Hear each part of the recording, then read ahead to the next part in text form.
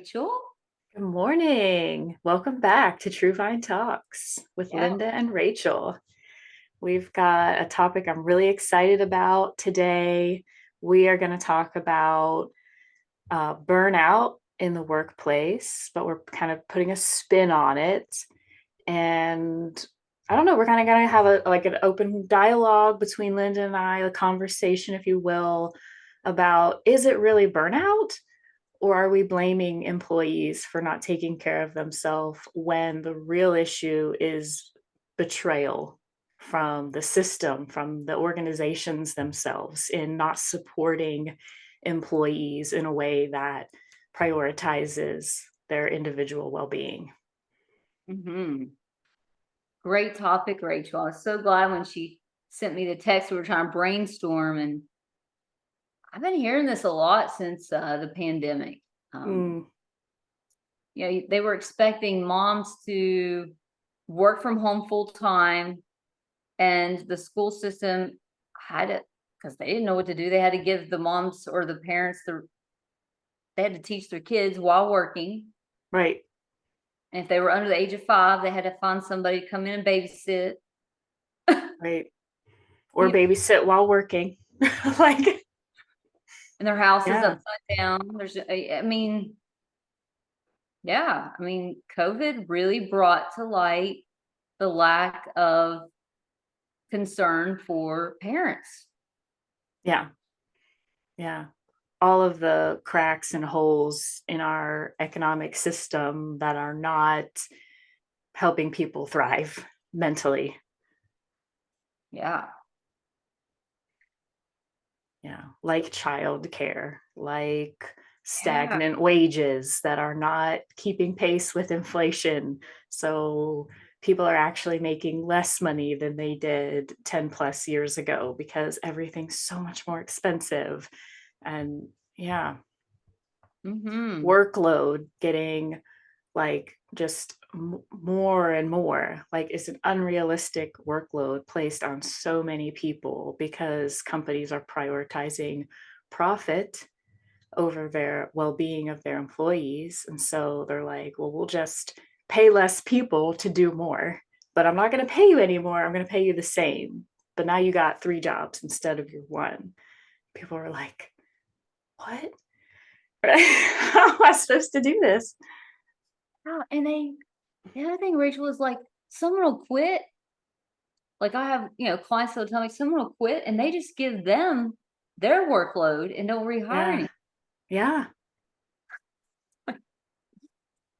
you know. yeah. So unmanageable workload, lack of work-life balance because people are expected to be available 24/7, right? Like, We are. Yeah. yeah, we live on this in this like always on culture where there's email and you can leave a message on a voicemail, you can send a text, like people don't have time to breathe, and it's getting harder and harder, especially people working from home, like we still do You and I. hybrid 50-50. It's hard when your work is bleeding into your personal life at home. We don't have as clear boundaries anymore. hmm Yes, it's very challenging with being 50-50 hybrid to, oh, well, my kid needs a sandwich made or Yeah, my lunch. Yeah. yeah, or I need to pay an electric bill, or it's just everything's sort of blended. It felt like Hmm. in COVID I've never had the best boundaries. Rachel does. I don't have good work personal boundaries, and Rachel's been teaching me that over the years, but she's done a good job. I'm just got to take Yeah. the Well, model. I've spent this whole year working on them as well. So it's a work in progress for me too. Absolutely. Yeah, and that Yeah. on that one podcast I want you to reference when we get an opportunity is this psychiatrist. She said that when they were in residency, that they were not allowed to not be available. Yes. So Dr. Pooja Lakshmin, I wrote that down because I wanted to get it right. Psychiatrist. Yeah. And she wrote an article for the New York Times back in, I think, 2021 during the pandemic that was called, like, is it, it's not burnout, it's actually betrayal, talking about everything we're kind of going over today. And yeah, can you imagine, like, I'm sure residency's still the same today. You've got that pager, and if it goes off, you've got to automatically call because it could be a life death situation. Yeah. And she said, of course, if I have a client that, maybe they're on the edge and they need me, I'm the lifeline. Hmm. And that's what she's been called to do. And what about her own personal needs? Right, they were kind of put on the wayside. Yeah. And it's this expectation now of being on all the time. All the time. Rachel, can we talk a little more about betrayal? That came up for me in a session this week, and Mm, the mother felt betrayed during the whole pandemic. Can we kind of process what that means? Like, absolutely. Like what we mean when we say betrayal, like let's define it first. Is that what you mean? yes, yes, sorry. Yeah, sure.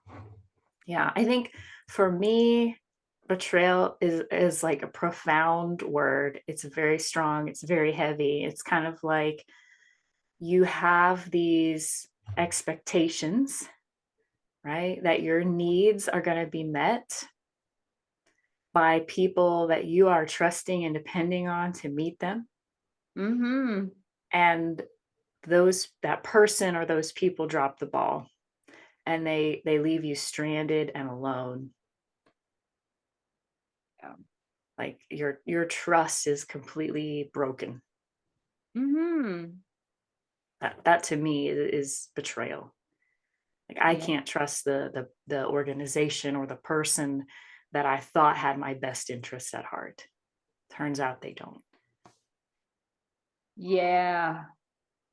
And this creates a nihilist mentality. Say more on that. Yeah. Just if you don't give an F, I don't give an F. Yeah.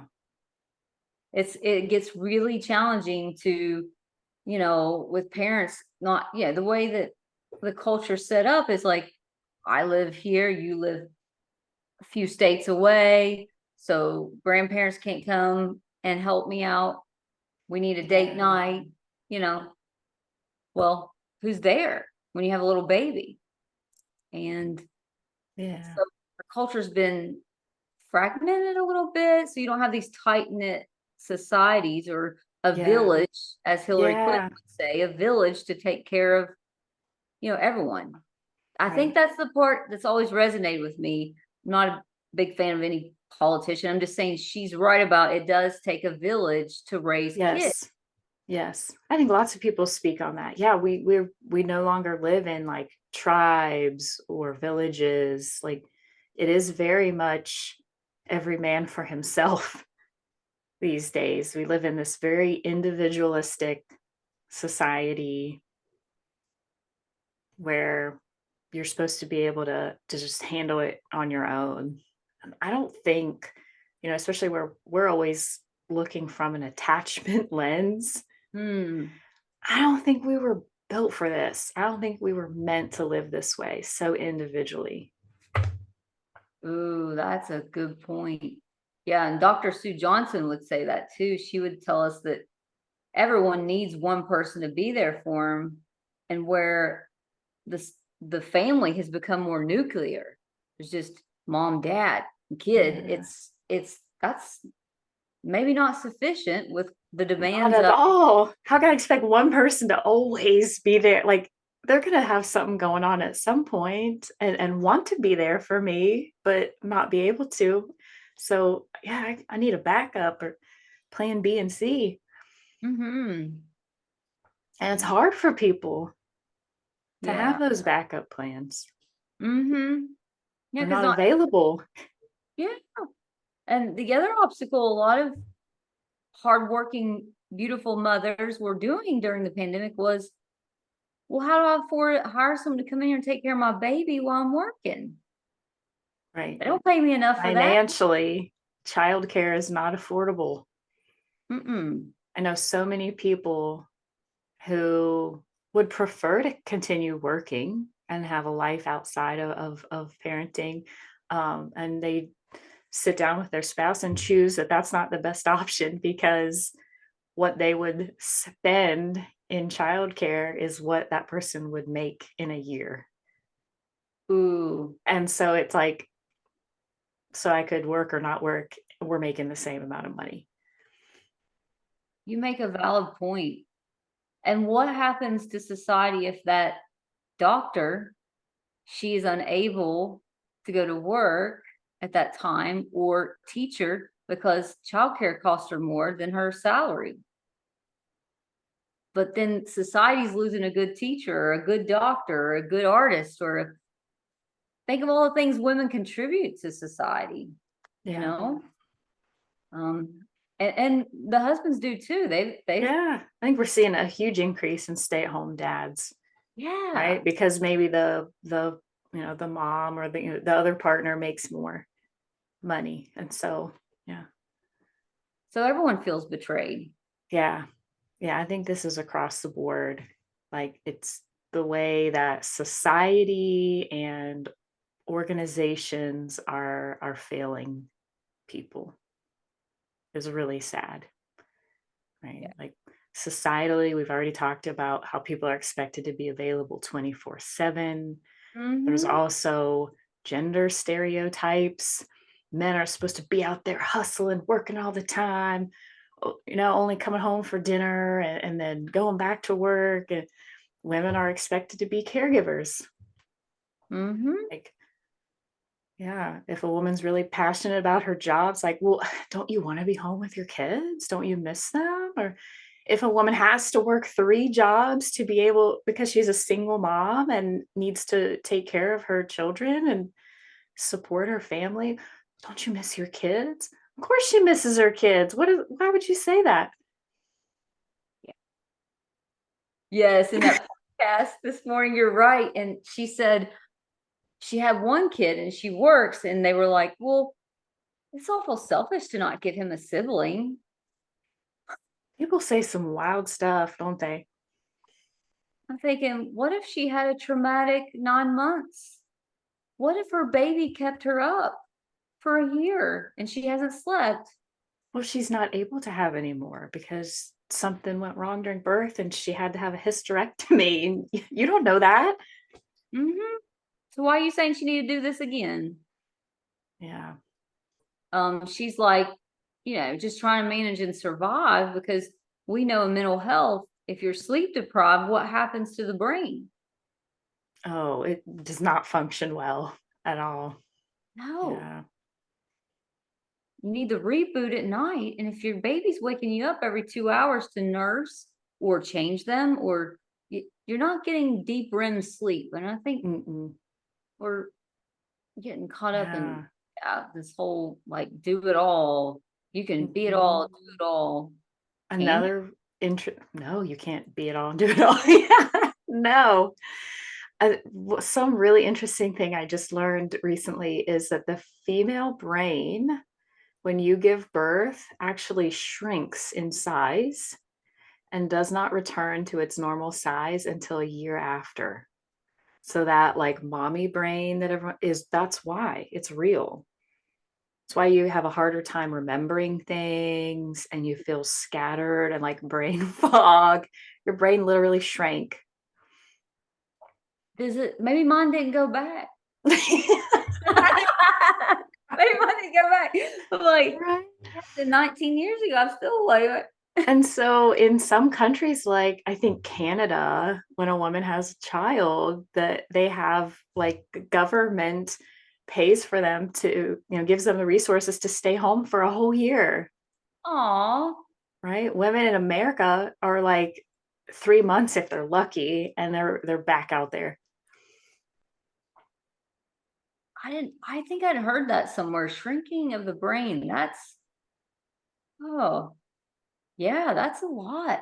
Yeah. I think there's a reason for it. Like I'm not a doctor, so don't take this Mhm. with a grain of salt, everybody, but something for like if it needs to swell, like there's then room and it won't like be pressing into the skull. Yeah. because Wow, of God, all the hormones and stuff. How cool is that? Our body just knows what to do. yeah, I'm thinking of God's perfect design for our body. Yeah. Yeah. So And yeah, just like there's no grace towards each other about like, hey, you need a little more time? Sure.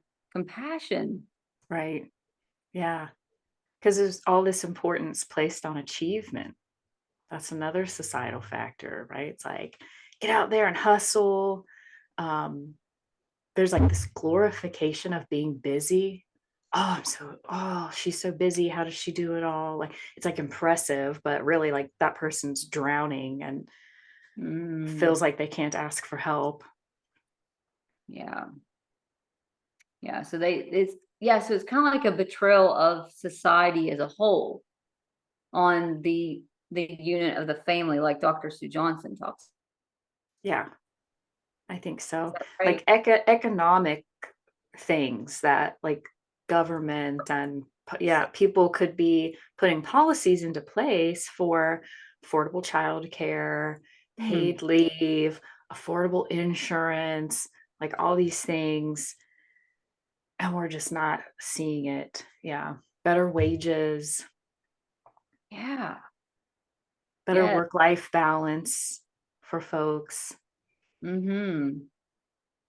Yeah. Like, what? You need like a month or 2 months of vacation a year to feel refreshed. Isn't that what most countries do? Yes, it's so needed. You're Hmm. gonna come back feeling like rejuvenated, like you're gonna be more creative in how you solve problems. Yeah, I wonder what that is, Rachel. Like the neural wiring. When I do take time off, because Rachel's modeled this for me, is I come back for my clients and I just feel this freshness and desire and motivation to work. Whereas when I've just, work, work, work, work without any long-term break, I don't feel that. I don't know what is the Yeah. neural. I wonder what happens to our brain when we take time off work. I need to know that. I don't know. Yeah, we should look that up. But it's true. I mean, I feel that too. If I take a week off and come back, I'm like, I'm so ready to come back. I'm looking forward to seeing people. Hmm. And you're Yeah, more something about your nervous system. It's taking a time off from being present because you and I are very present process therapists. very much. Yeah. We're very present in relationship. So maybe it's just being able to turn those parts of ourselves off, you Mm, know? Yeah. maybe. I'm sure that's a part of it. I think it also just feels very much in alignment with like what I'm trying to encourage other people to do for themselves. Mm-hmm. And I think like one thing, like Dr. Puja was talking about on that podcast is like self-care has to mean something to you. It has to be valuable and intentional.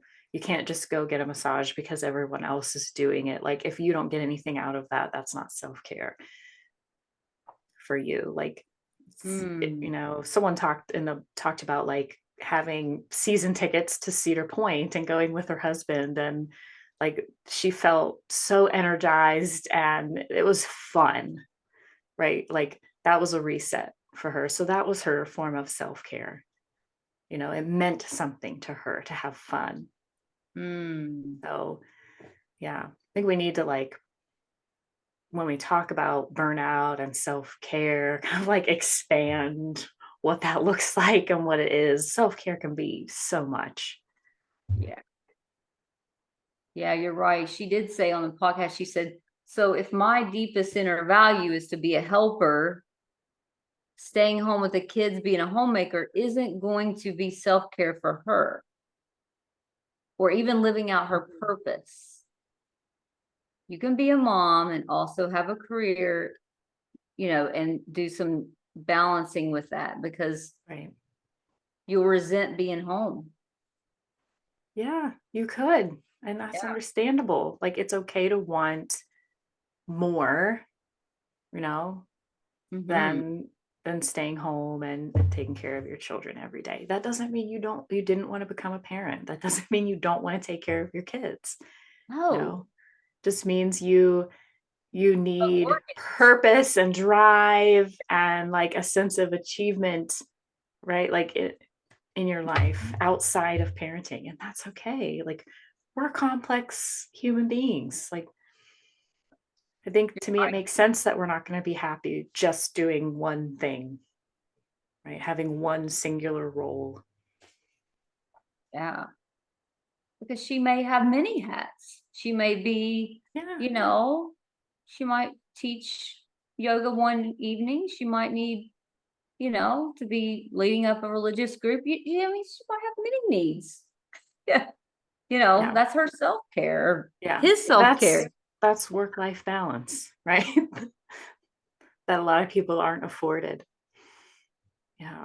You're Yeah. right, Rachel. Yeah.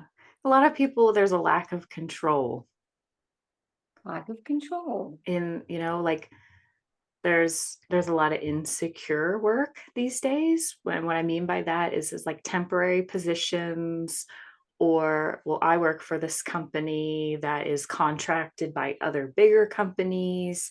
And if those bigger companies decide they can contract somebody else at a lower rate, then my company loses the job. So it's like that creates a lot of anxiety for Mm, people knowing that their job is not secure. It's kind of on the line, so to speak. And that probably triggers the anxious attachment style personality. I'm sure. And so then they try harder and work harder, and then they burn out quicker. Oh, I gotta perform because I'm gonna lose my job. Yeah. Yeah. There's So a that, lack of other jobs as well, right? It's like yeah. I think sometimes when people are at a really toxic work environment, it's like, well, why don't you just leave? Like, where else am I going to go and get paid the same and have as good of benefits? Or what else am I going to do with my degree, like in this area? You know? Yeah. Yeah. And that's systemic Yeah, I think so. system that, and well, you follow the money trail, it's usually a global corporation that's creating this. It's economic. Yeah. Yeah. Because their bottom line is to make money. And yes, you have to make money in business. You got to pay your own bills. And there's a point of where it becomes grotesque and you're just sort of robbing your employees of their life. Yes. Thank you for saying life. Because in my mind, I was thinking time, well being, like so many things. Yeah. Life encompasses it all. Yeah. Yeah. Yeah. It's unfair treatment, lack of Mhm. support. And when employees try to do something about it, they tend to just keep running into walls. And it just builds up this resentment. Mm-hmm. And you get to a point where it's like, okay, well, my employer clearly doesn't care about us. I'm just a number. I'm just Mm-hmm. here to create profit. So Mm-hmm. you lose any sense of like value that you used to find in your job. So, of course, you're going to get burnt out. And Mm-hmm. how unfair is it that when you reach that point of burnout, that your employer and society is like, well, it's your fault for not taking care of yourself. You should have been taking care of yourself. The system wasn't built for this person to take care of themselves. And that breaks my heart. Yeah. Be on call all weekend. Why didn't you do any self-care? I don't have the time, or I don't have the money, or my insurance won't Cover cover. Yeah, therapy. we need to Rachel and I need to write up a bill about, providing actual mental health in the insurance plans. Yes, Yeah. Because that's, you know, mental health is as important as your physical health. absolutely. they go hand in hand. One impacts the other. And, some even people whose insurance does cover mental health, they've got to pay a deductible first. I don't have to do that if I go to my chiropractor or whatever. It's covered. That's not part of the deductible. It's so unfair that someone trying to be proactive, and help themselves has to pay $500 to $1,500 before insurance will cover. That it's never made sense to me. It doesn't make sense. It's about profit for those insurance companies. I'm getting So trouble. unfair. Yeah. We pay a lot into them. They should be, and that if you would think about society as a whole versus your bottom line profit, you would be like, oh, what can I do for my employees? What's going to make them happy? Yeah. What do they value? Right. How can we be more efficient? How can we reduce the workload? Right? Do I need to hire more staff? Because then stuff's going to get done quicker. That's going to be more efficient than if I have one person doing 3 jobs. Yeah. And it's necessary to create a workflow that people don't feel bogged down. Yeah. People need to feel allowed to take breaks during the day because our brains are not meant to be on like alert focus mode for 8+ hours a day. Rachel and I take breaks. Yes. Yes, we do. Yeah. Yeah. People need to be given the time to have lunch so they can to go to the bathroom, take care of just basic physical needs. Yeah. And why they only give like 30 minutes? When I worked for a corporation, they only give you 30 minutes. So you'd be standing in line because you didn't have time to pack your lunch because you had to sleep. Right. Yeah, so you can function. Or you had to take care of your child in the morning, get them ready for school or something. Yeah. I guess to get up at 4 a.m. Like get your workout in and do your meditation and prayer and then do this. And it's like, yeah. Wild.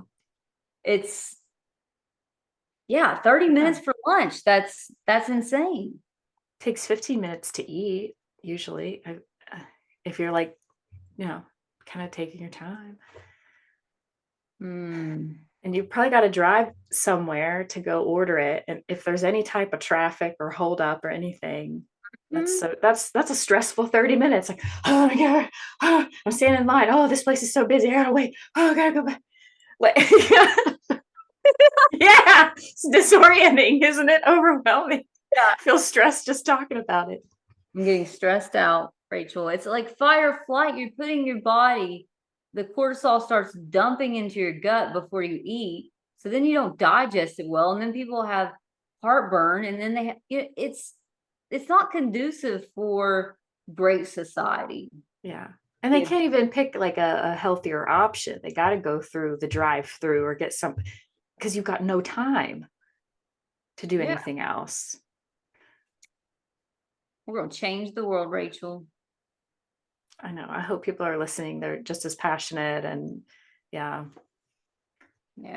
out there and do things about this, Well, advocate. So email your senators, get on social media and complain because for some reason they look at that.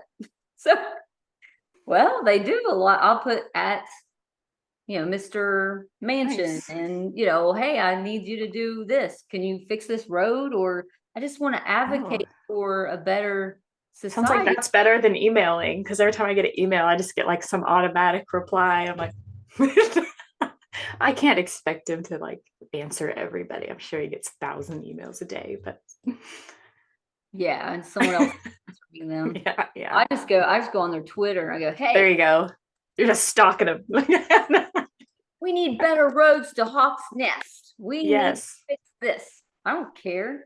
Good for you. No, good for you. So we need to advocate for the working mom and working dads that, they don't have extended family that lives close by. They don't have a village. Right. Yeah. Just Like, resources. yeah. Resources from your job, like the, people don't teach their employees stress management. They don't offer training on that, do they? Some do, some don't. Right. Yeah. Not a lot of them offer childcare. Not a lot of them offer flexible schedules that might help you be able to pick your kids up from school or whatever. Or Mm-hmm. Yeah. So no wonder people are burnt out. yeah, and then they're getting blamed. Yeah. You didn't get enough massages. You didn't work. You didn't work out for 3 hours, Rachel. You should have You're worked not out eating 3 hours. healthy enough. If you were eating better, you wouldn't feel this way. I wouldn't feel unsupported and undervalued if I was eating salad. What? You didn't work out. It's all your fault. How awful is that? Yeah. Like, self-care is meant to manage stress. It can Yes. help prevent burnout, but we are looking at a much bigger issue when we're talking about burnout in the workplace, because it's, like we said, it's societal and then organizational, right? Like your specific company.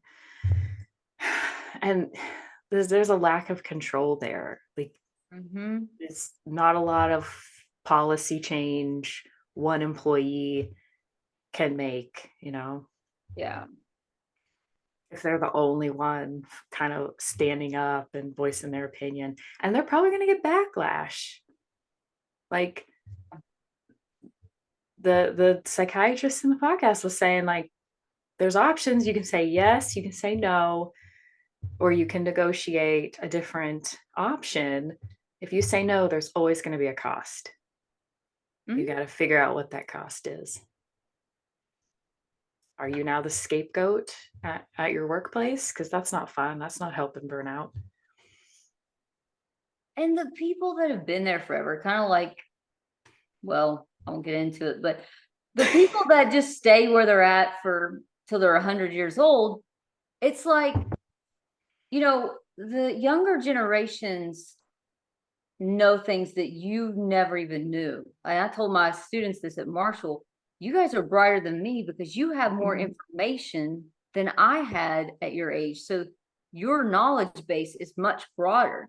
And so when the older people are like, oh, we've always done it this way. Well, maybe your way isn't working for the now. Okay. Thank you. Standing ovation for that one. Yes. Yeah.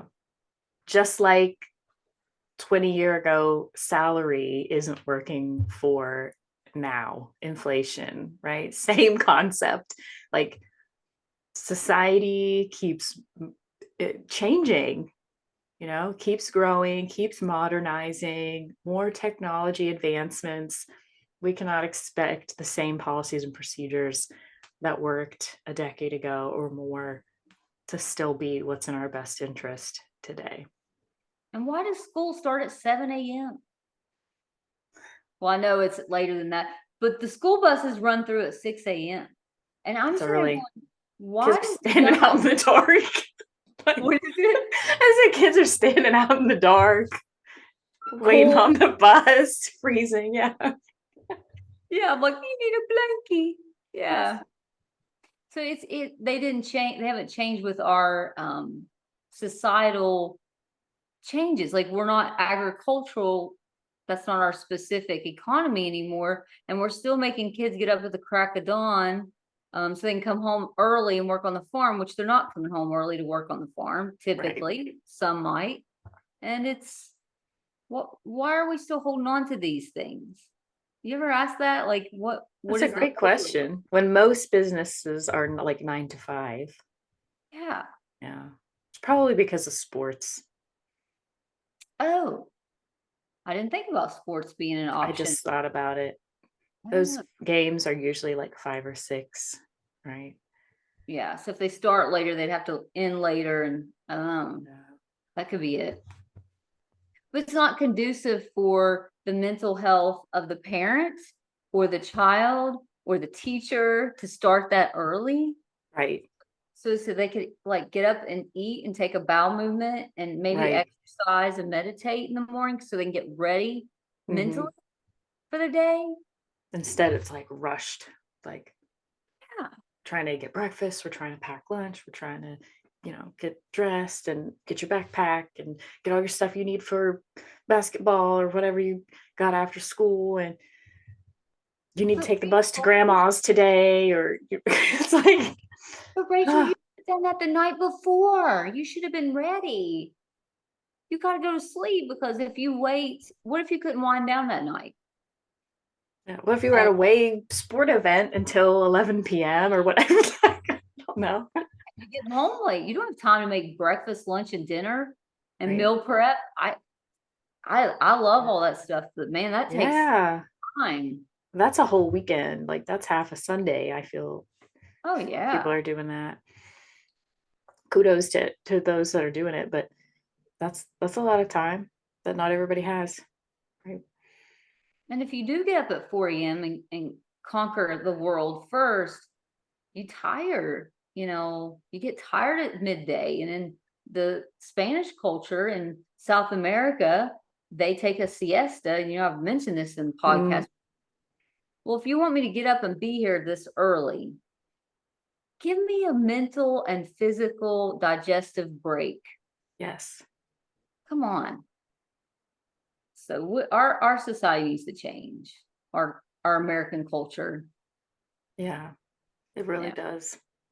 As far as what people can do individually, to try to Yes. combat this in the meantime, Mm-hmm. I would say is have realistic expectations for Mm. yourself and for others. Right? Don't expect your boss to all of a sudden have your back if they haven't for the last, however long you've worked there. Don't expect your coworker to help you out today if they don't typically do that. Mm-mm. They won't.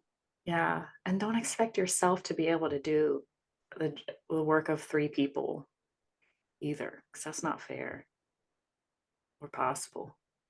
And learn how to say no and get comfortable with people getting mad at you. Yeah, that's number two, boundaries. Boundaries. Yeah.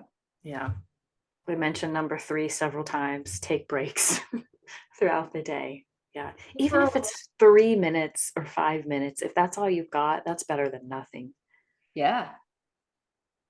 Mm-hmm. Go for a walk, take your dog out, get you a snack. If you're not working from home, go to your local park, tell your boss you'll be back when you're back. Yes, You get yes. you get a consequence for self-preservation, which I always have because people are like, oh, you're being selfish. No, no, I'm Mhm. I'm I'm gonna live till I'm 85 if the Lord Or wills it. more. Yeah, And so I'm gonna self-preserve because I don't expect Rachel to tell me to go get a drink of water. right. You're Yeah, how expecting wild is someone that? else? Yeah. Go ahead, Rachel. Sorry.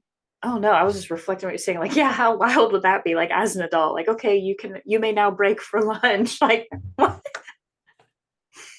This happens all over the place, right? Like, it's Mm-hmm. crunch time, guys. It's a corporate world, especially. Like, we're working through lunch today. Like, can people actually do that? Is there not like laws saying you got to give your employees time to eat lunch? I think there You're probably is. right. It's 30 minutes a day is all it's required by law. So So take your 30 minutes, people. take that 30 minutes and get away from your Like, desk. I'll be at that meeting, but I'm going to go get my lunch first. I'll bring it in with me. Yeah. Yeah. Because that's number four. You've got to take care of your physical needs. Please eat. Please, stay hydrated. Please get a little bit of movement in your day, whatever joyful movement you Yeah. like, walking, whatever. And please get enough rest, sleep. That's how we process our day. Yeah. Excellent topic, Rachel. Thank you for showing up and coming up with this week. I was not able to think of a podcast, and this was a really good one and much needed. Important one, especially with holidays approaching, people have busy lives, and yeah. So Say no and be comfortable with people being disappointed with you. yeah, yeah, Self-preserve. yes. If you live, this was another thing from Dr. Puja. If you live your life with the moral compass of guilt as your radar, right? And all the choices you make are to avoid feeling guilty, you will turn into a martyr and you will be resentful and angry. Mhm. Yeah. And So, nobody cares. That's the other part is she referenced Mark, is it Ranson? I always want to get his name Mark Manson? Hanson, or I want to get it correct because I love his book. I know the language Yeah. is awful. Do not listen to it with your kids in the car. Um, he says, "What do you really care about?" Mm. Oh, it's Oh, it was choose uh, your Mark Manson. Yeah. Yeah. And she says that right. If you're no one's giving you an award for being a martyr. Now, in the spiritual world and religious world, being a martyr would be, for a cause. Let's clarify that. That's a cause. That's a that's a belief system. I'm willing to die for this. But what are you dying for a corporation for? yeah. Be clear about what that cause is. Yeah. Is it you and your family? Is it your values? Or is it yeah, a corporation that's going to replace you faster than, you know? Yeah. So, are you willing to die? Like literally and physically and emotionally and spiritually for what cause? Yeah. There are very few things that you should die for Mm, on yeah. purpose. Yeah. And I like to ask myself, this is something I've been working on when it comes to boundaries. If I say no to something, what am I saying yes to? ooh, I like that. If I say yes to something, what am I saying no to? Can I live with that? Is that in line with my values? Is that what's best for me and my family? I love that.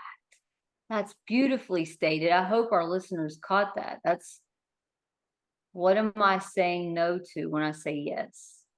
Mhm. Mm-hmm. Yeah, Like that. goes both ways. I'm gonna Yeah. start asking myself that. Yeah. If I say yes to another client or work, am I saying no to spending time with my husband in the evening? Or dinner Maybe with I, right. Yeah. Maybe I don't want to give that up. Maybe that's important time to me. So, Yeah, that's so good, Rachel. I hope everyone like really got something from this podcast. I know I learned a lot and we appreciate all of our listeners. We're on how many different apps are we on? Spotify, pretty YouTube. much anywhere you listen to podcasts. Yeah. Apple Podcast, YouTube, Spotify, I think Stitcher. Nice. Yeah. That's all credit to Rachel. Thank you, Rachel.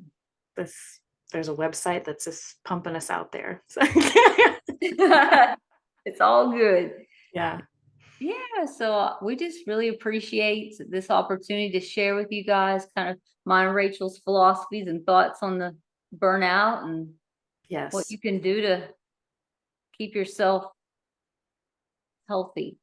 Yes. I hope that anyone who's listening that's been feeling burnt out at the workplace feels validated after listening to us talk about this. It's not all on you. Like yeah. And I'm so sorry there's such a lack of support for people. It's not fair. It's not fair. Yeah. Thank you for listening. Until next time. Bye. Bye.